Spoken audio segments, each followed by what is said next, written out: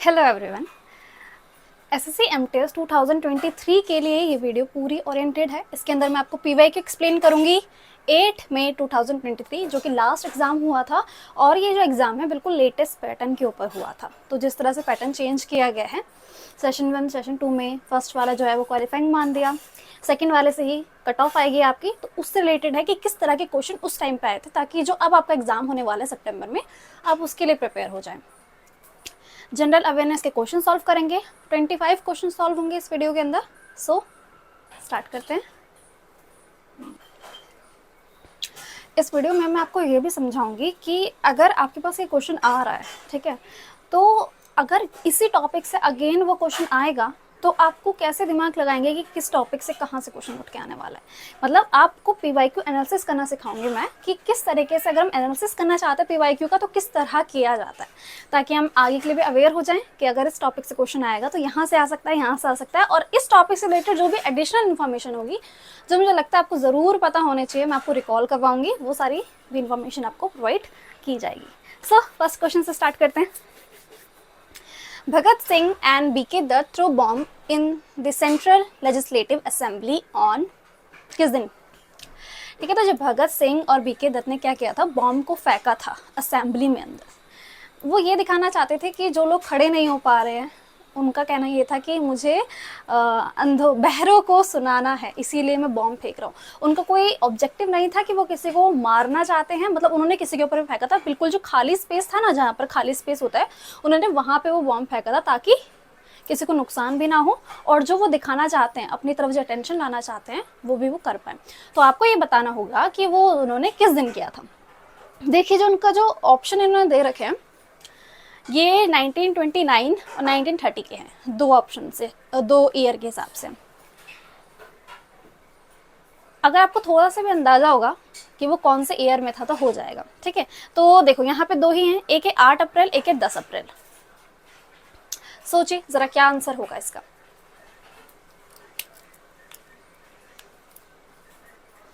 तुक्का ही लगा लीजिए, कोई बात नहीं आएगा तो, है ना।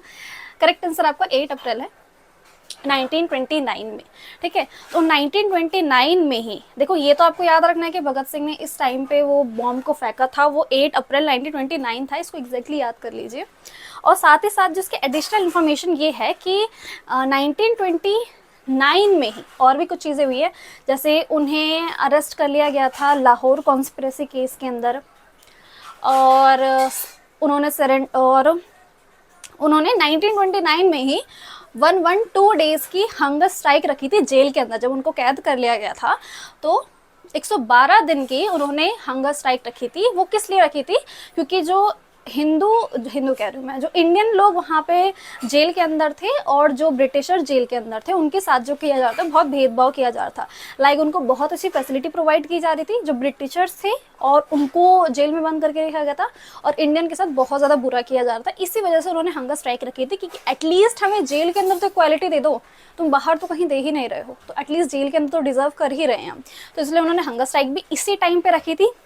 और एक और इम्पॉर्टेंट चीज़ हुई थी, पूर्ण स्वराज। इसके ऊपर क्वेश्चन आने के ज़्यादा चांसेस होते हैं। ठीक है, पूर्ण स्वराज क्या है कि रावी रिवर के ऊपर, रावी रिवर के जो बैंक है, मतलब रावी रिवर के एकदम किनारे पर, ये मैं हर चीज़ आपको एक्सप्लेन कर रही हूँ। ठीक है, रावी रिवर के किनारे पर लाहौर में, ओके, लाहौर में नेहरू जी ने ये ऐलान कर दिया था कि हम पूर्ण स्वराज मांगते हैं।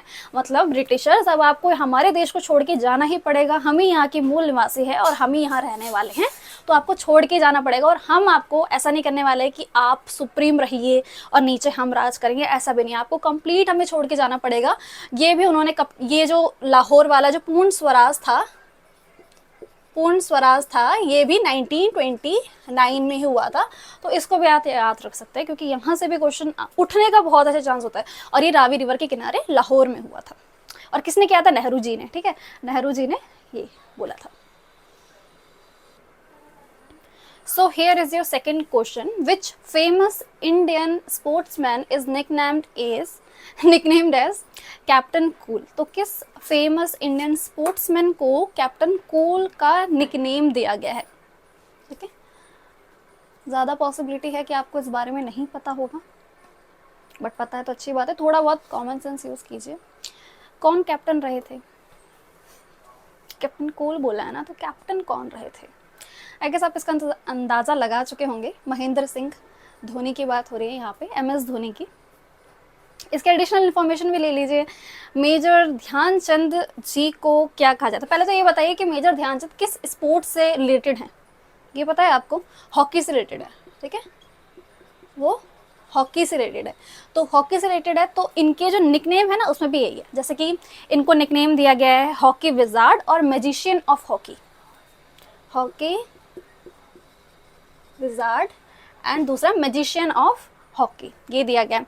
मिल्खा सिंह, इसकी तो मूवी भी आपने देखी होगी ना, तो इनको बोला जाता है फ्लाइंग सिख, क्योंकि ये भागते नहीं, दौड़ उड़ते हैं, उड़ते है ना, फ्लाइंग सिख। और रोहित शर्मा को बोला, उनका जो निकनेम है उसको हिटमैन दिया गया।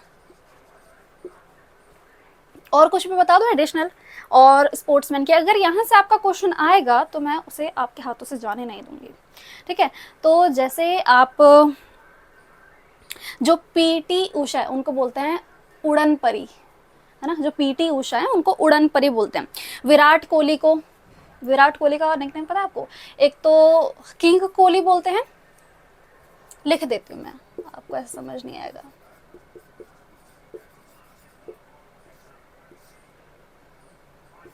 एक उनका नाम है चीकू और किंग कोहली, ठीक है, ये आपका विराट कोहली का है।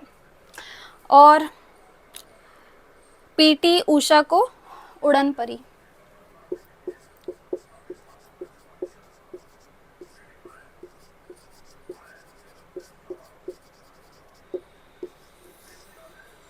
दिख रहा है आपको? ठीक है, PT उषा को उड़न परी। अच्छा हाँ, महेंद्र सिंह धोनी को कैप्टन कूल के साथ साथ माही भी बोलते हैं। आई गेस माही से आप अवेयर भी होंगे, कैप्टन कूल से ना हो, माही से होंगे, क्योंकि जो उनकी मूवी उसमें भी माही वर्ड बार बार रिपीट किया गया है। और कौन है जो बहुत फेमस है? सचिन तेंदुलकर, उनका भी निकनेम दिया गया है उन्हें master blaster and Bombay blaster, ठीक है। सचिन तेंदुलकर को मास्टर ब्लास्टर और बॉम्बे ब्लास्टर का नाम दिया गया है। ये चीज़ आपको क्लियर हुई? अगर क्लियर नहीं हुई होगी तो कमेंट खुला है मेरा, डाउट पूछिए, मैं ज़रूर उसका रिप्लाई दूंगी। वैसे मैं ज़्यादातर समझा चुकी हूँ, ठीक है। मिल्खा सिंह का भी आप फ्लाइंग सिख लिख देना, नोट्स बना लीजिए अच्छे से, ताकि आगे जब आप इन्हें देख रहे हो तो यहाँ से अगर क्वेश्चन आएगा तो मैं उसे आपके हाथ से जाने नहीं दूंगी, तो इस चीज़ का ध्यान रख लो। ओके, चलो थर्ड क्वेश्चन पे चलते हैं। This is your third question. Which article of Indian Constitution provide freedom to manage its own affair in matters of religion? तो साफ पता चल रहा है पॉलिटी से क्वेश्चन उठ के आया है। पॉलिटी के भी किस सेक्शन से आया है? आर्टिकल ऑब्वियसली, बट ये जो आर्टिकल है ना ये फंडामेंटल राइट से आया हुआ है, ठीक है। तो वो फंडामेंटल राइट की आपको सारे याद होने चाहिए। फंडामेंटल राइट्स कहाँ से कहाँ तक होते हैं आपको पता है? 12 to 35 आपके फंडामेंटल राइट्स होते हैं।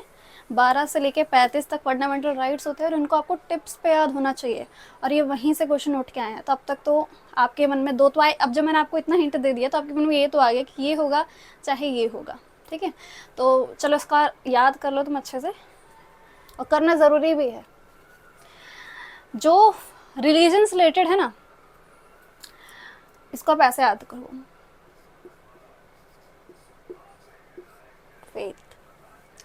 फेट मतलब होता है नियति या फिर किस्मत, ठीक है। तो रिलीजन से ऐसे थोड़ा रिलेट कर लो, जो कि मैंने करा हुआ है। ये जो आपका होता है, ये आर्टिकल आपका 25 से 28 के बीच में होता है। 25 to 28 मतलब कितने आर्टिकल आ रहे हैं इस बीच में? 4, क्योंकि 25 माइनस 28 माइनस 25 तो 3 होता है, बट 25 को तो इंक्लूड करना है, तो 4 आर्टिकल आपके रिलीजन में आते हैं। तो FATE, F से क्या है? ये देखो, जो ये चारों के चारों है ना, ये चारों के चारों जो है ये रिलीजन वाले हैं। Right to freedom of religion से आए हैं ये क्वेश्चन, तो इसमें आप ऐसे याद रख लो, F से फ्री प्रोपगेशन, कि आप किसी भी धर्म को अपना सकते हैं, उसका प्रचार कर सकते हैं, उसका प्रचार कर सकते हैं, प्रचार प्रसार कर सकते हैं। ओके, एफ से आपका फ्री प्रोपगेशन। ए से आप रखिए अफेयर, मैनेज रिलीजियस अफेयर। तो अब आपको समझ गया होगा कि ये कौन सा वाला अफेयर वाला यहीं से क्वेश्चन उठ के आया है। अगर ये 25 ये है तो ये 26 होगा, तो 26 आपका करेक्ट आंसर होगा। ठीक है, आगे भी देख लो। टी से कि आपको कोई टैक्स प्रोवाइड नहीं करना होगा, अगर आपको रिलीजियस काम कर रहे हैं तो आपको उसके लिए गवर्नमेंट को कोई टैक्स प्रोवाइड नहीं करना होगा। ई से एजुकेशनल इंस्टीट्यूट, मतलब कि जो रिलीजन से रिलेटेड जो एजुकेशनल इंस्टीट्यूट होते हैं, जैसे मदरसे नाम सुना होगा आपने, है ना, तो वो इस्लाम धर्म से रिलेटेड है। ठीक है, तो उसको आप अटेंड कर सकते हैं और आपकी मर्जी, आप कोई से भी अटेंड कर सकते हैं उसके ऊपर भी। तो ये 4 आर्टिकल है, ये हमें किसके लिए दिए गए हैं, रिलीजन से रिलेटेड हमें फंडामेंटल आर्टिकल दिए गए हैं। यही से क्वेश्चन उठ के आया था, आर्टिकल 26। अगर आप चाहेंगे तो मैं आपको पूरा इससे एक ट्रिक बना के याद कर रखा है मैंने, मैं आपको वो ट्रिक भी समझा दूंगी कि कैसे कैसे आपको सारे फंडामेंटल राइट्स जो है वो टिप्स पे याद होंगे, और ज़्यादा दिमाग भी लगाना पड़ेगा, बिकॉज वो ट्रिक बहुत ज़्यादा अच्छी है। ठीक है, और कुछ इसके एडिशनल इन्फॉर्मेशन, जैसे कि आर्टिकल 30 भी आपको फंडामेंटल राइट में ही आता है, बट ये आता है माइनॉरिटी वाला, कि जो माइनॉरिटी हैं वो चाहे तो अपने एजुकेशनल इंस्टीट्यूट बना सकते हैं, कुछ भी चीज़ वो आगे कर सकते हैं, उनको मतलब उनके कल्चर को कुछ भी इफेक्ट नहीं पड़ेगा। आर्टिकल जो 5 है बेटा वो सिटीजनशिप से रिलेटेड है, और आर्टिकल 210 जो है देख रहे हो बहुत दूर पहुंच चुका है। तो ये जो आर्टिकल है इसके अंदर ये समझाया गया है कि अगर कोई लेजिस्लेटिव काम हो रहा है स्टेट के अंदर, तो स्टेट की जो लैंग्वेज है, जो स्टेट की, या तो आप इंग्लिश में यूज़ करोगे या तो हिंदी में यूज़ करोगे, या फिर स्टेट की जो ऑफिशियल लैंग्वेज है उसमें आप यूज़ कर सकते हो। तो ये लैंग्वेज से रिलेटेड है। ओके, ये क्लियर हुआ आपको? This is your 4th question, how many field player are in football team. मुझे लगता है ये क्वेश्चन बहुत बच्चे अटेम्प्ट कर लेंगे और सही भी कर लेंगे। बताइए ज़रा, फुटबॉल टीम के अंदर कितने प्लेयर्स होते हैं? सही अंदाज़ा जा रहा है आपका, 11 प्लेयर्स होते हैं। तो इसमें तो आपको डायरेक्टली याद करना है। कुछ और टीम का भी याद रख लीजिए, जैसे जो बास्केटबॉल है, बास्केटबॉल में आपके 5 होते हैं, वॉलीबॉल में आपके 6 होते हैं, तो इसको भी याद कर लीजिए साथ साथ में। बहुत बेसिक क्वेश्चन आया था, यहाँ तो आप अच्छे से नंबर ले ही लेंगे। ये क्वेश्चन भी बहुत एक्सपेक्टेड रहता है और बहुत हर जगह एग्जामिनेशन में पूछा जाता है। तो चाहे आप एसएससी के हो, CHSL की तैयारी कर रहे हो, MTS की तैयारी कर रहे हो, ये क्वेश्चन ज़्यादा पीक पे रहता है। ठीक है, सती प्रथा, practice of Sati was banned in India in which year. ठीक है, तो आपको बताना है किस ईयर में जो सती प्रथा थी। पहले आप समझिए सती प्रथा होती क्या है। आप जान पा रहे होंगे जो सती वर्ड है ये हमारी पार्वती माँ के लिए यूज़ किया जाता है। तो एक प्रैक्टिस की जाती थी कि यदि एक लड़की का, एक शादीशुदा लड़की का पति मर जाता है, तो ऑब्वियसली वो विधवा हो चुकी है, तो अब उसका धर्म है कि जब उसका पति मर चुका है तो उसे भी उसकी चिता के ऊपर बिठा दिया जाए और उसे भी जिंदा मार दिया जाए। ओके ओके, कंटिन्यू करते हैं।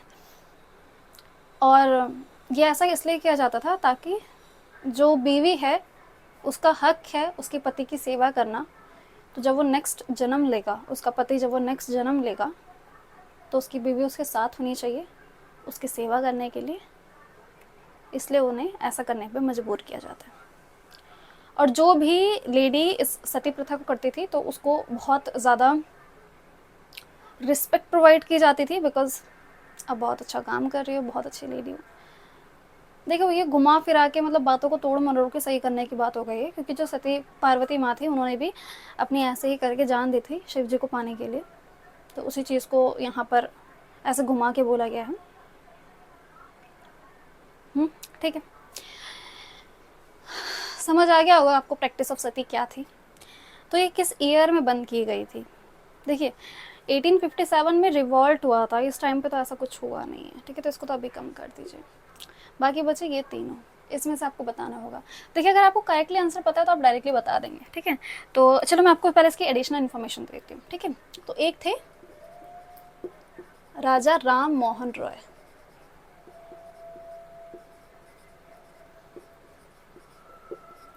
वो सती प्रथा के ना बच्चे बहुत खिलाफ थे, बहुत ज़्यादा। उस टाइम पे बहुत कम लोग ऐसे थे जो इन चीज़ों के खिलाफ थे, बिकॉज हर कोई धर्म के नाम पे आप उन्हें जो परोस के दोगे ना वो मान लेगा, ऐसा होता है। तो राजा राम मोहन रॉय थे, उन्होंने कैंपेन स्टार्ट किया था कि ये चीज़ गलत है, नहीं होनी चाहिए, तो उन्होंने कैंपेन स्टार्ट किया था। और जो उस टाइम के गवर्नर जनरल थे, ठीक है, गवर्नर जनरल, समझ पा रहे हैं आप क्या होता है? जो उस टाइम के गवर्नर जनरल थे उनका नाम था विलियम बेंटिक।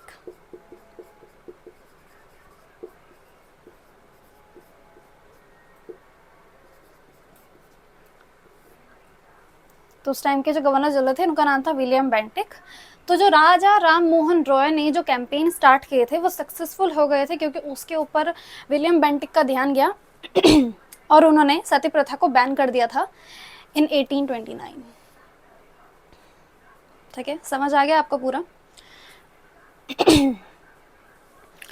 ठीक है, सती प्रथा का क्वेश्चन आएगा तो आपको मैंने सारी चीज़ें बता दी। राजा राम मोहन रॉय का नाम उससे हमेशा रिलेटेड रहता है। विलियम बेंटिक जिन्होंने इसको बंद किया था 1829 में किया था। ठीक है, इसके अलावा एक और चीज़ है जो कि है विडो रीमैरिज। मतलब विडो रीमैरिज मतलब एक विधवा है, अगर वो फिर से शादी करना चाहती हैं तो वो कर सकती हैं, तो इसे बोलते हैं विडो रीमैरिज। तो विडो रीमैरिज से रिलेटेड भी क्वेश्चन आता है ज़्यादातर। ये जो टॉपिक है, 2 टॉपिक है, इधर से ही क्वेश्चन उठ के आता है। तो विडो रीमैरिज वाले में जैसे मैंने आपको भी बताया था, राजा राम मोहन रॉय सती प्रथा से रिलेटेड है, इसीलिए इसमें जो है वो है पंडित ईश्वर चंद विद्यासागर। पंडित ईश्वर चंद विद्यासागर, ठीक है, पूरा नाम है इनका पंडित ईश्वर चंद विद्यासागर, जो कि विडो रीमैरिज के खिलाफ थे। और विडो रीमैरिज वाला जो है ना, इसको याद करने की ट्रिक बताती हूँ आपको। 1857 में हमारा रिवॉल्ट हुआ था, ठीक है, और उसके जस्ट 1 साल पहले 1856 में विडो रीमैरिज एक्ट को पास कर दिया गया था। और जस अब विधवा भी शादी कर सकती हैं यदि वो चाहें। ठीक है, सो ये 2 क्वेश्चन आपके उठ के कहीं से भी आएंगे तो आप इसे अच्छी तरीके से लगा पाएंगे। Which of the following is an artificial sweetener? Artificial sweetener मतलब अगर आर्टिफिशियल है मतलब मैन मेड है, जो एज अ चीनी की तरह काम करता है, स्वीट। कौन सा होगा आपके? जितना मैं आपको दिमाग लगा पा रही, ग्लूकोज स्टिक मत लगा देना भाई, ग्लूकोज नहीं होगा इसके अंदर। ठीक है, पहले उसे हटा दीजिए। ठीक है, जब भी आप क्वेश्चन देख रहे हो, अगर आपको उसका एग्जैक्ट आंसर नहीं पता तो आप क्या करेंगे, आप करना ऑप्शन एलिमिनेशन मेथड। जैसे कि ये नहीं होगा, बच्चे आपके पास 3, अब 3 में से आपको एक को आंसर लगाना होगा, है ना? तो ऐसे आप ऑप्शन एलिमिनेशन कर सकते हैं। चलो, लैक्टोमेज क्या है? लैक्टोमेज है एक बैक्टीरियल एंजाइम है। जो साइंस स्टूडेंट से हैं, साइंस बैकग्राउंड से हैं, उनको ये चीज़ पता होगी, बैक्टीरियल एंजाइम लैक्टोमेज। हाँ, मैं थी बायो की स्टूडेंट थी मैं, तो इस चीज़ का मुझे पता है, बैक्टीरियल एंजाइम। ठीक है, सोडियम बेंजोएट, देखो ये है क्या? ये एक प्रिजर्वेटिव है।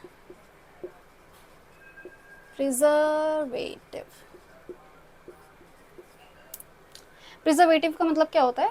चीज़ों की शेल्फ लाइफ बढ़ाने के लिए जो पैक्ड फूड आइटम आता है उसके अंदर जो कुछ चीज़ केमिकल मिलाया जाता है उसको प्रिजर्वेटिव कहते हैं, ताकि वो चीज़ जल्दी टाइम तक सही रह सके और ख़राब ना हो। तो इसका यूज़ होता है, जो कि सोडियम बेंजोएट का होता है। तो बस पता चल गया होगा आपको answer, this is the answer. बाकी का इन्फॉर्मेशन मैं आपको दे चुकी हूँ, इन सबको भी याद रख लेना। इन केस अगर यहाँ से क्वेश्चन उठ के आता है तो एटलीस्ट आपको पता होगा कि मैंने आपको क्या समझाया था। Guru लेखु Charan award has been instituted in year 1955। नहीं 1995 में हुआ था, गलती से लिख दिया मैंने। Guru लेखु Charan Mohapatra was recognised for which dance form? देखो ये क्वेश्चन जो आया है ना उठ के, वो क्वेश्चन आया कहाँ से? देखो ये समझो पहले, जो डांस फॉर्म होते हैं, या आपका आर्ट एंड कल्चर का टॉपिक है, जो डांस फॉर्म होते हैं मोस्टली डांस फॉर्म जो कि क्लासिकल डांस फॉर्म है, 8 है हमारे पास क्लासिकल डांस फॉर्म के, उसमें जो सबसे ज़्यादा फेमस हैं, जो सबसे ज़्यादा फेमस हुए थे, उन सबसे रिलेटेड क्वेश्चन ज़रूर आता है। तो डांस फॉर्म अगर आप करके जा रहे हैं तो एक तो आपको फोक डांस करके जाना होगा, ठीक है। आप सुन लीजिए मैं आपको क्या कह रही हूँ। डांस फॉर्म अगर आपको इधर करना तो आपको ज़रूर है, तो आपको फोक डांस करके जाना होगा। मेन स्टेट का एक दो याद कर लीजिए, अभी देखो आगे भी क्वेश्चन आया था इसमें। और इसमें जो भी क्लासिकल डांस फॉर्म में जिन्होंने बहुत महारत हासिल करी हुई है, जो कि बहुत ज़्यादा फेमस थे, उनके नाम और वो किस डांस फॉर्म से रिलेटेड है, ये आपको याद ज़रूर करना होगा। क्लियर हुआ आपको? तो जो गुरु केलुचरण है वो किस से, देखो उनको अवार्ड भी शुरू किया गया है, जैसे कि मेजर ध्यानचंद वाला जो अवार्ड है वो हॉकी से रिलेटेड है, क्योंकि वो बहुत ज़्यादा फेमस हुए थे हॉकी की फील्ड में, तो उनसे रिलेटेड। तो ऐसे ये भी किसी फील्ड में फेमस हुआ है, किसी डांस फॉर्म में फेमस थे बहुत ज़्यादा, तो उनका एक अवार्ड स्टार्ट किया 1995 में। अब आपको बताना है कौन सा है, तो कई लगा लीजिए, नहीं पता तो।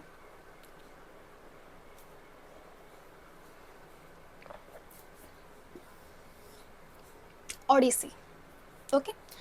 ओडिसी से रिलेटेड हैं गुरु लेकुचरण। अब आपको हमेशा याद होना चाहिए, मे बी ये क्वेश्चन फिर से रिपीट हुआ तो आप जान पाएंगे। कथक, अच्छा एक और चीज़ समझिए, कथक और कथकली में बहुत डिफरेंस है।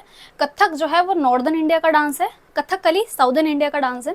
तो जो कथक है वो यूपी स्टेट में ओरिजिनेट हुआ था, मोटे तौर पर ये बोला जाता है, ठीक है। एग्जैक्टली नहीं, नॉर्दर्न बोला जाता है वैसे तो। मणिपुरी मणिपुर का है, और जो छाऊ है डांस ये झारखंड का डांस है।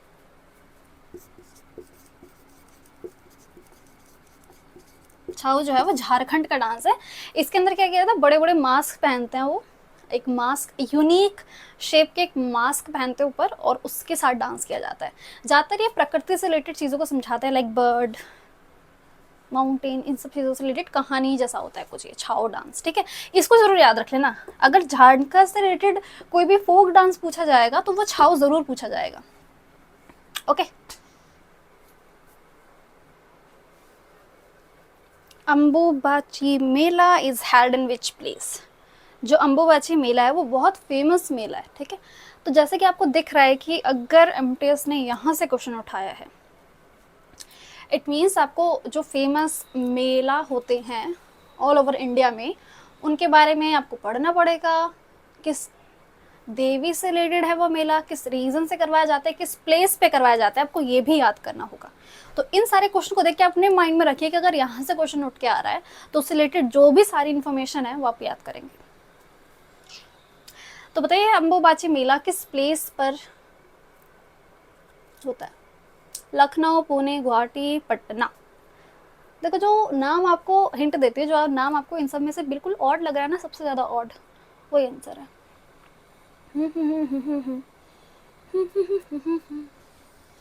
गुवाहाटी। अम्बुबाची मेला बहुत फेमस है। आपने कामाख्या टेम्पल का नाम सुना है? कामाख्या टेम्पल, जहाँ पर योनि की पूजा की जाती है, फीमेल जेनिटल की पूजा की जाती है। कामाख्या टेम्पल एक बहुत इंटेंस, वहाँ पर फेमिनिन एनर्जी फील होती है। सॉरी। तो वो गुवाहाटी असम में है, ठीक है। वो जो टेम्पल है वो असम में है, गुवाहाटी में, ठीक है। इससे रिलेटेड आप याद रखो। और ये जो अम्बुबाची मेला है ये हर साल हुआ जाता है, और हिंदू फेस्टिवल है, और ज़्यादातर जून से अगस्त के बीच में किया जाता है, ओके। तो कभी जाना हुआ तो कामाख्या टेम्पल जाना, देख के आना, अपनी सोच को थोड़ा और ज़्यादा ब्रॉडन करो, नैरो करके वैसे भी कुछ नहीं मिलेगा। नेक्स्ट क्वेश्चन पे बढ़ते हैं। Here is your 9th question. According to 2011 census among the following which state has lowest sex ratio? सबसे पहले समझिए कि सेंसस क्या है। हर 10 सालों में हमारे देश के अंदर जनगणना करवाई जाती है, और उसके बाद हम बहुत से पैरामीटर्स पे कंक्लूजन निकालते हैं कि सेक्स रेशो क्या है, कहाँ पर ज़्यादा गरीबी वाला इलाका है, बहुत सी चीज़ें निकाली जाती हैं। तो हर 10 सालों में होता है। तो आपके दिमाग में ये ज़रूर आया होगा कि 2011 की बात क्यों हो रही है ना, 2021 की बात क्यों नहीं हो रही? क्योंकि 2011 के बाद 2021 में भी तो सेंसस होने चाहिए थे। 2021 में सेंसस इसलिए नहीं हुए क्योंकि हम सबको पता उस टाइम पे कोविड का टाइम था, तो सेंसस को बंद कर दिया गया था, पोस्टपोन कर दिया गया, पता नहीं अब कब हो गए पर इतना समझिए। पर 2011 के सेंसस से रिलेटेड क्वेश्चन आना कंपलसरी है, ज़रूर क्वेश्चन उठ के आता है, और सेक्स रेशो से रिलेटेड ज़रूर आता है। सेक्स रेशो का मतलब है कि कितने हज़ार लड़कों पर, मेल पर कितनी लड़कियां हैं, ठीक है। तो इस रिलेटेड आपको बताना है, तो किस स्टेट में है आप, मुझे लगता है आप बता पाएंगे आंसर।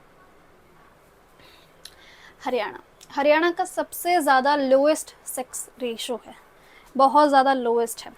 हाँ, देखो एक और चीज़, इन्होंने स्टेट की बात करी है, वैसे ज़्यादातर स्टेट ही बोलता है, बट कभी कभी ऐसे भी पूछ लेता है यूटी के बारे में और फिर उसमें ऑप्शन दे देगा स्टेट का, तो कंफ्यूज मत होना, कंफ्यूज मत होना। तो यूटी के हिसाब से मैं यूटी की भी आपको बता देती हूँ। हाईएस्ट सेक्स रेशो जो है यूटी में वो है पुदुचेरी का,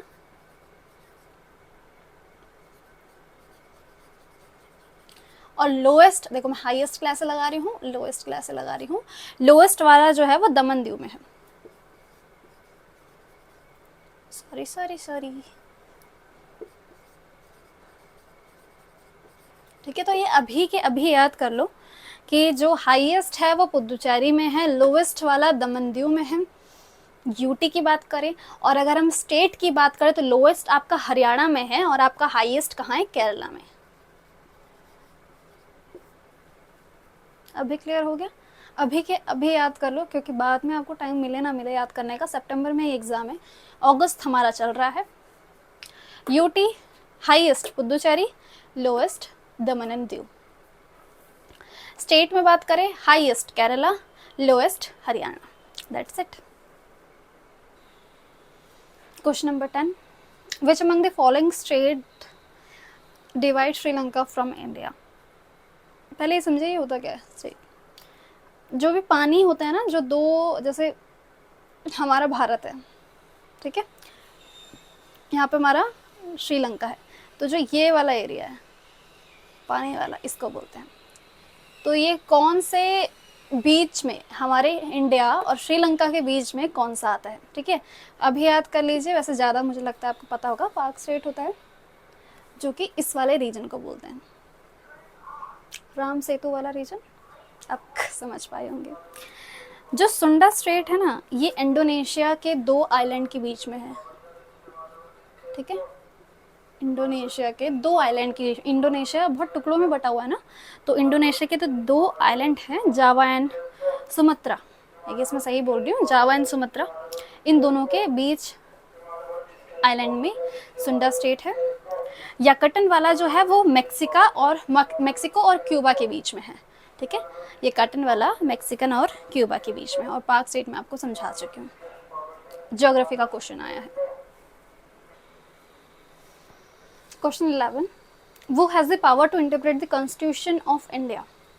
किसके पास पावर है कॉन्स्टिट्यूशन को इंटरप्रेट करने की। आप सबके दिमाग में ये देखो, समझिए पहले, एससी मतलब कि ये शेड्यूल कास्ट नहीं, यहाँ पे सुप्रीम कोर्ट है, और एचसी मतलब हाई कोर्ट है, high court, supreme court and president. किसके हाथों में ये पावर होती है कि वो इंटरप्रेट कर सके कॉन्स्टिट्यूशन ऑफ इंडिया को, ठीक है। सो आपके मन में सुप्रीम कोर्ट ओनली आया होगा क्योंकि सबसे हेड वही हैं, तो उन्हीं के पास पावर होगी कॉन्स्टिट्यूशन को इंटरप्रेट करने की। बट आप यहाँ पर गलत हैं, बिकॉज बहुतों को ये कंसेप्ट ऐसे ही समझाया हुआ होता है और बहुत टाइम तक ये उनके दिमाग में रहता है। बट मैं आपको क्लियर कर देती हूँ, सिर्फ सुप्रीम कोर्ट के पास ही नहीं, हाई कोर्ट के पास भी पावर होती है। तो both supreme court and high court दोनों के पास पावर है कि वो इंटरप्रेट कर सकते हैं कॉन्स्टिट्यूशन ऑफ इंडिया को।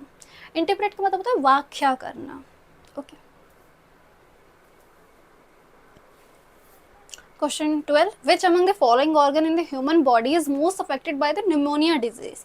पी यहाँ साइलेंट होता है। निमोनिया डिजीज से कौन सा बॉडी का ऑर्गन जो सबसे ज्यादा अफेक्ट होता है। सबसे पहले आपको ये पता होना चाहिए कि निमोनिया डिजीज होती क्या है, ठीक है। तो जो निमोनिया होता है ना, वो स्प्रेड करता है वाटर मॉलिक्यूल्स में, जो हवा के वाटर मॉलिक्यूल्स होते हैं उसके थ्रू जो निमोनिया डिजीज़ होती है वो स्प्रेड करती है, मतलब फैलती है। तो यदि अगर आपके सामने कोई निमोनिया पेशेंट होगा और वह कफ कर रहा है, वो खांस रहा है, तो उसके वाटर ड्रॉपलेट्स वायु में मिल रहे हैं, एयर में मिल रहे हैं, एंड देन जब आप उसे इनहेल करेंगे तो आप उससे अफेक्टेड हो जाएंगे। तो अब मुझे बताइए कि अब कौन सा वाला इसमें से ऑप्शन होगा।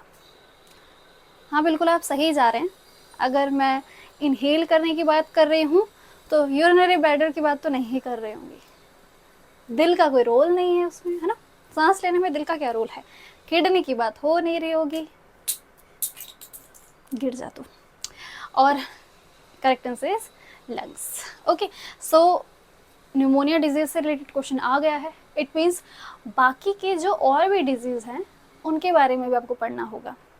बैक्टीरियल, फंगल, वायरल डिजीजेस, तो जो मेन है ना उनके बारे में पढ़ लिए। डोंट वरी, इसके बाद मैं सारी की सारी वीडियो अपनी एसएससी ओरिएंटेड, एमटीएस ओरिएंटेड ही लाऊंगी। इसके अंदर मैं हर चीज़ एक्सप्लेन करूंगी जहाँ से अब की बार आपके क्वेश्चन आने वाले हैं, बिकॉज आपके पास टाइम बहुत कम है और उस टाइम जो है वो उसको भी यूटिलाइज़ करना चाहती हूँ ताकि आप एग्ज़ाम को क्रैक कर सकें। तो जो भी यहाँ पर मैं बोल रही हूँ कि यहाँ से आप पढ़ना, वो सारी ही वीडियोस मैं आपको ज़रूर से ज़रूर आगे लेके आने वाली हूँ। अगर आप चाहते हैं ये चीज़ कंज्यूम करना तो आप स्टे कर सकते हैं चैनल के ऊपर, मुझे कोई दिक्कत नहीं होगी। चलिए नेक्स्ट क्वेश्चन की तरफ। Question 13, which of the following term is sericulture. Sericulture का क्या मतलब है? क्या वो ब्रीडिंग ऑफ फिश है, कल्टीवेशन ऑफ ग्रेप्स, अंगूर, ग्रोइंग फ्रूट्स, फ्रूट को उगाना, बढ़ाना, या commercial rearing of silk worm? क्या लगता है? एस यहाँ से तुक्का लगाना। वैसे करेक्ट आंसर यही है, सिल्क वॉर्म की कमर्शियल रेयरिंग को ही सेरिकल्चर बोलते हैं। बट बाकी के बारे में भी जान लीजिए। अगर ब्रीडिंग ऑफ फिश की बात हो रही है, फिश की बात हो रही है तो वो पिसिकल्चर होगा।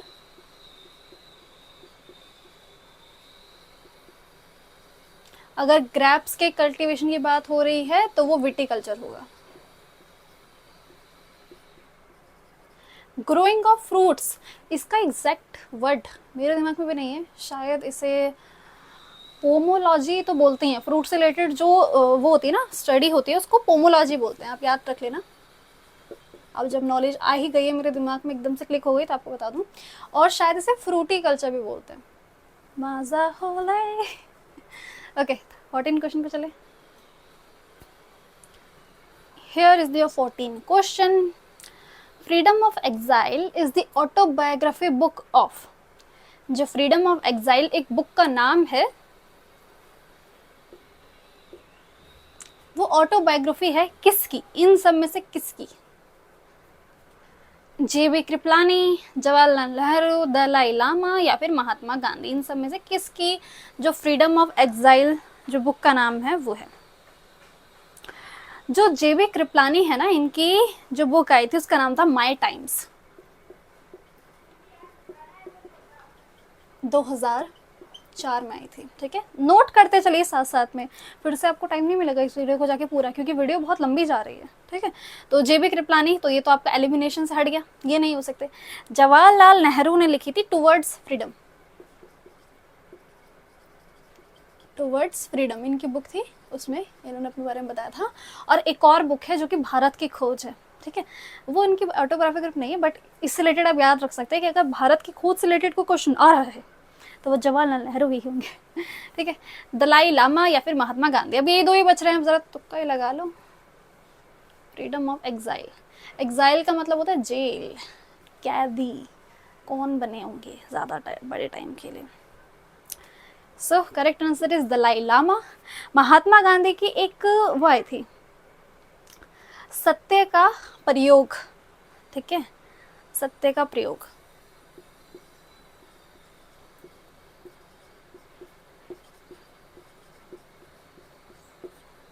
याद रख लीजिए। देखिए यहाँ से लेटर अगर क्वेश्चन फिर से उठ के आएगा तो मैं नहीं चाहती हूँ आप जाए यहाँ से। इसके अलावा भी जो फेमस बुक्स होंगी उसकी वीडियोस भी जल्द आएंगी। Which of the following material is conductor of electricity? हाँ, सबसे पहले आपको ये प्रश्न होना चाहिए कि कंडक्टर ऑफ इलेक्ट्रिसिटी होते कौन है। ठीक है। तो जो कंडक्टर ऑफ इलेक्ट्रिसिटी होते हैं, जो सारे मेटल्स होते हैं, मेटल, आयरन, आयरन जिसको आयरन बोलते हैं, आयरन, ओके, मैग्नीशियम, एल्यूमिनियम, सो ये सारे क्या है, मेटल्स हैं, ठीक है। हिंदी में धातु बोलते हैं, मेटल्स को धातु बोलते हैं। तो जो धातु होते हैं वो कंडक्टर ऑफ इलेक्ट्रिसिटी होते हैं। तो नॉन मेटल, अधातु, नॉन कंडक्टर ऑफ इलेक्ट्रिसिटी होंगे। इट मीन्स इसमें से 3 जो ऑप्शन है ना वो नॉन कंडक्टर हैं, मतलब कि नॉन मेटल भी हैं। तो नॉन मेटल 3 है, एक ही मेटल है, उस पर आपको करेक्ट आंसर लगाना है। तो दिमाग लगाइए थोड़ा, कौन होगा वो मेटल। हिंट देते हैं, जो मेटल होते हैं वो लस्ट्रस होते हैं। लस्ट्रस मीन्स चमक मारते हैं, शाइन, है ना। और उसी तरह जिस तरह से आपका फ्यूचर शाइन मारेगा ओके हाँ। और हार्ड होते हैं, हार्ड, ठीक है। तो शाइन से तो मेरे हिसाब से आपके मन में सिल्वर आ ही गया होगा। Silver is A correct answer. ये जो बाकी के 3 हैं ये नॉन मेटल हैं, इट मीन्स इंसुलेटर हैं, ठीक है। जो कंडक्टर का उल्टा होता है इंसुलेटर। और एडिशनल इन्फॉर्मेशन दो, देखिए सिर्फ समझने आए हैं ना तो वीडियो में रोकना ही पड़ेगा, चीज़ें समझनी ही पड़ेगी, वीडियो लॉन्ग ज़रूर जाएगी। मैं भी तो यहाँ खड़ी हूँ ना समझाने के लिए। समझिए इलेक्ट्रिसिटी होती क्या, इलेक्ट्रिसिटी का मतलब है the flow of charge. Flow of charge मतलब जो चार्ज पार्टिकल्स हैं जब वो फ्लो करते हैं तो इलेक्ट्रिसिटी कंडक्ट होती है। क्या आपको ये पता है कि जो हमारी बॉडी है ये भी एक कंडक्टर है, बिकॉज हमारी बॉडी के अंदर है क्या, जो ब्लड, तो ब्लड भी जो होता है वो कंडक्टर होता है, ठीक है। तो जो फ्लो ऑफ चार्ज है इलेक्ट्रिसिटी का, flow of charge of electricity, तो जिस भी जो मेटल्स होते हैं, मैंने अभी आपको समझाया कि जो मेटल होते हैं वो कंडक्टर होते हैं इलेक्ट्रिसिटी के। तो वो कंडक्टर होते क्यों हैं, मतलब नॉन मेटल क्यों नहीं होते हैं, इसको समझना है। तो जो मेटल्स होते हैं उनके पास फ्री इलेक्ट्रॉन प्रेजेंट होते हैं। क्या होते हैं, फ्री इलेक्ट्रॉन प्रेजेंट होते हैं। इसी वजह से जो मेटल्स होते हैं वो कंडक्टर होते हैं, क्योंकि उनके पास फ्री चार्ज प्रेजेंट है जो कि तैर सकता है। नेक्स्ट क्वेश्चन, क्वेश्चन नंबर 16, चलते हैं। सिर्फ 10 ही क्वेश्चन बचे हुए हैं, थोड़ा सा और wait. The most important ruler of Satavahanas. देखिए क्वेश्चन को, इसका मतलब इनमें से एक बहुत मोस्ट इम्पॉर्टेंट रूलर होगा सतवाहनास का। सतवाहनास जो है ना वो डेक्कन एरिया में, हमारे इंडिया के डेक्कन एरिया में थे, राज था उनका, साम्राज्य था उनका। तो उसमें से आपको बताना बहुत फेमस कौन से रहे होंगे। पहले तो एक चीज़ को समझिए, इन सबके नाम पढ़िए। पुलमावी फोर्थ, वशिष्ठपुत्र पुलमावी, गौतमीपुत्र सतकर्णी, इंसिमुका। ये जो चारों ही है ना ये सभी सतवाहना के रूलर्स हैं, ठीक है। इतना क्लियर हो चुका है आपको। तो देखो आपको इतना समझ आ गया कि सतवाहना के रूलर्स अगर आएंगे तो ये सारे नाम आपके दिमाग में रहेंगे कि ये सारे नाम तो सतवाहना से रिलेटेड हैं ही। इसमें से मोस्ट इम्पॉर्टेंट कौन सा है, लगाइए दिमाग।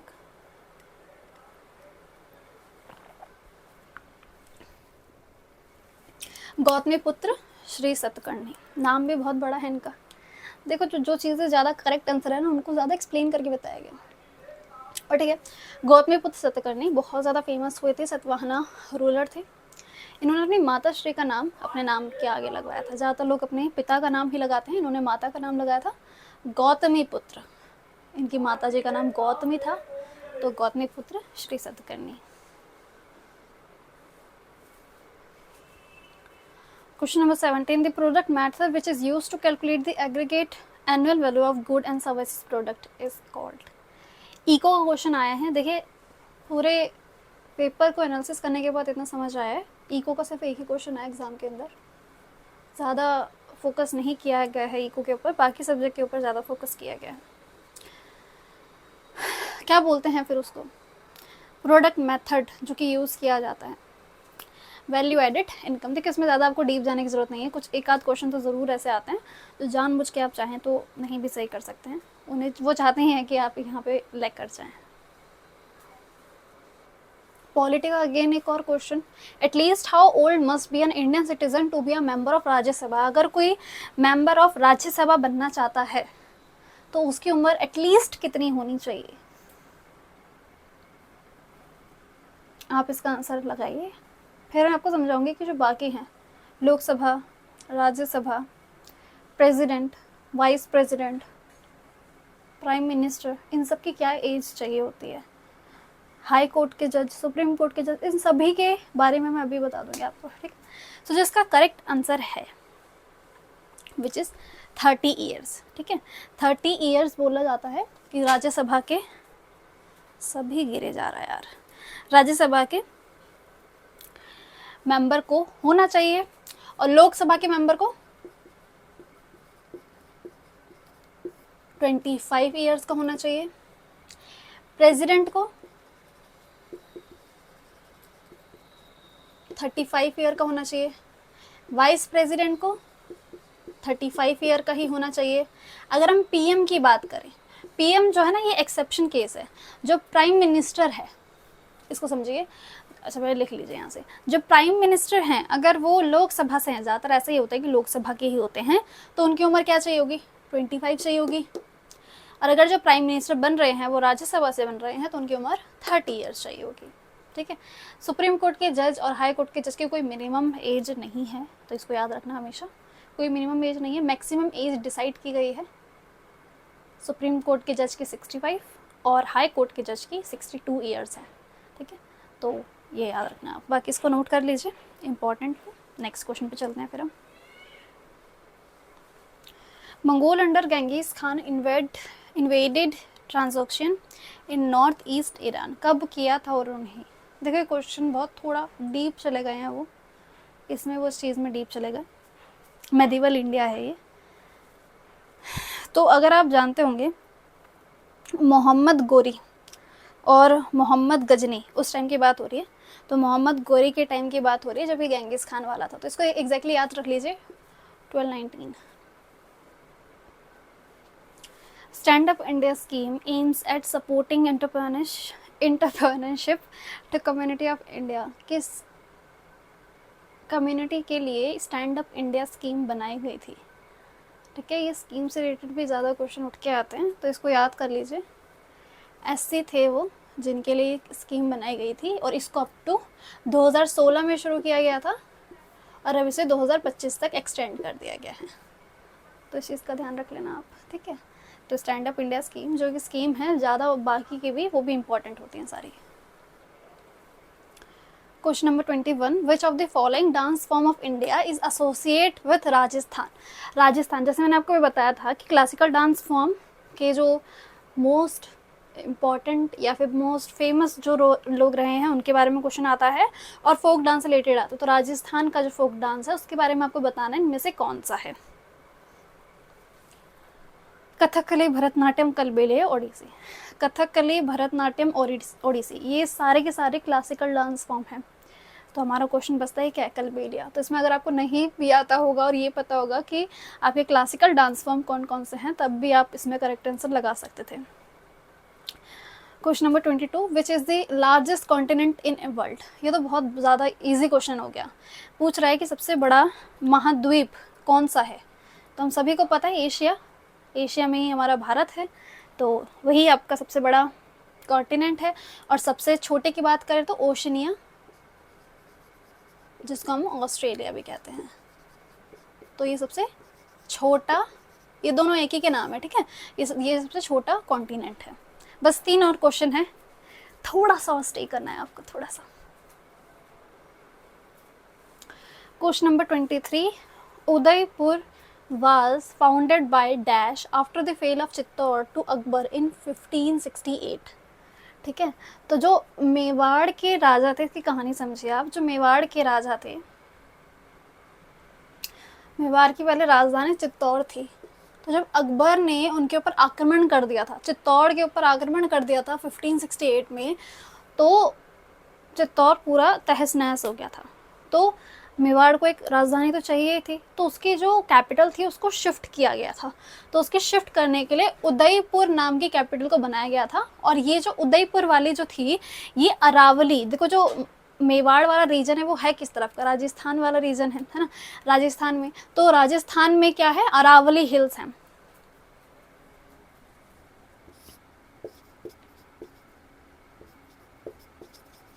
अरावली हिल्स हैं, जो सबसे पुरानी, सबसे ज़्यादा पुरानी अरावली हिल्स ही हैं तो राजस्थान में। तो ये उदयपुर था ना, इसको अरावली हिल्स के पास बनाया गया था ताकि एक नेचुरल सपोर्ट रह सके, क्योंकि जो इतना बड़ा जब हिल होगा तो आक्रमण करने में बच जाएंगे, वो आक्रमण से बच जाएंगे, बहुत से बेनिफिट्स हो सकते हैं उनको। इसीलिए उदयपुर को इस जगह पे बनाया गया था। इसको भी याद रखना, अरावली के पास बनाया गया। तो किसने बनाया? देखो आप जो कॉमन सेंस लगा पा रहे हो ना, उदयपुर, राणा उदय सिंह, वो बिल्कुल सही है। तो उदयपुर को राणा उदय सिंह ने बनाया था, क्योंकि चित्तौड़ को तहस नहस कर दिया था अकबर ने आक्रमण करके 1568 में, 1568 में। तो ये मेवाड़ की बात हो रही है। Question number 24, which among the following river originated in the Maharashtra. तो ओरिजिनेट मतलब होता है शुरू होना, कहाँ से शुरू? महाराष्ट्र से कौन सी रिवर शुरू होती है? तापी, गोदावरी, यमुना एंड नर्मदा। देखो यमुना तो नॉर्थ इंडिया की है, उत्तराखंड से, यूके से निकलती है, ये तो एलिमिनेट वैसे ही हो गई। बची नीचे की, तापी, गोदावरी, नर्मदा, इन तीनों में से आपको आंसर बताना है ना। गोदावरी को दक्षिण गंगा भी बोलते हैं, क्योंकि ये पूरे इंडिया का 10% भाग लेती है, और जो गंगा है वो अराउंड 27 to 28% करती है, ठीक है। तो इसका जो करेक्ट आंसर है वो गोदावरी ही है। गोदावरी ही है जो महाराष्ट्र से ओरिजिनेट होती है। बाकी जो ये तापी है ये एमपी से होती है, और नर्मदा भी आपकी एमपी से होती है। जैसे कि हमारा ये समझिए हमारा इंडिया है, तो जो तापी और गोदावरी है वो एमपी से निकल के और यहाँ चली जाती हैं, दोनों साथ साथ में यहाँ निकल जाती हैं। तो ये तापी और गोदावरी है। ओ सॉरी, तापी और नर्मदा है जो एमपी से निकल के आपके अरेबियन सी में चली जाती है, ठीक है। और जो गोदावरी है ये आपकी महाराष्ट्र से निकलती है। तो सबके नाम याद रख लो, तापी एमपी से, गोदावरी महाराष्ट्र से, यमुना उत्तराखंड से, नर्मदा भी एमपी से। Okay, last question, finally last question. As of 2022, which Indian musician has the most number of the Oscar award? किसको 2012 के अनुसार सबसे ज़्यादा ऑस्कर अवार्ड मिले थे? AR रहमान, आशा भोसले, लता मंगेशकर या गुलजार? इन सब में से आंसर क्या होगा? AR रहमान है जिनको सबसे ज़्यादा ऑस्कर अवार्ड मिल चुके हैं। तो मतलब ये 2022 का करंट अफेयर आया था, सिर्फ एक ही करंट अफेयर आया था पूरे एग्जामिनेशन के अंदर। तो करंट अफेयर और इको के एक एक क्वेश्चन आए थे, बाकी सबका अलग अलग था।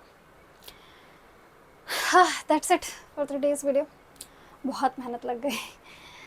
मुझे बताना कैसी लगी आपको वीडियो, क्या आप ऐसा ही कंटेंट और चाहते हैं? आपके कमेंट्स का मुझे इंतज़ार रहेगा बेतबरी से। और साथ ही साथ ये भी बता देती हूँ मैं आपको कि आने वाली वीडियोस में मैं सारी की सारी MTS ओरिएंटेड ही बनाऊँगी। कहाँ से क्वेश्चन आने के चांसेस है, इन सब में जो चीज़ें आई है उठ के वही सब के रिलेटेड। जैसे अभी हमने रिवर के बारे में पढ़ा, तो मैं सारी इन्फॉर्मेशन एक रिवर से ओरिएंटेड बनाऊंगी, उसमें सारी इन्फॉर्मेशन डाल दूँगी। अगर रिवर से रिलेटेड क्वेश्चन आया, फोक डांस रिलेटेड क्वेश्चन आया, क्लासिकल डांस फॉर्म से, और ज्योग्राफी से और रिलेटेड क्वेश्चन, हिस्ट्री से और रिलेटेड क्वेश्चन, तो वो सब को अलग अलग सेपरेट करके MTS से रिलेटेड वीडियो बनाऊंगी। ऐसे ही कंटिन्यू रही है वीडियो में। That's it for today. See you in the next video. Bye.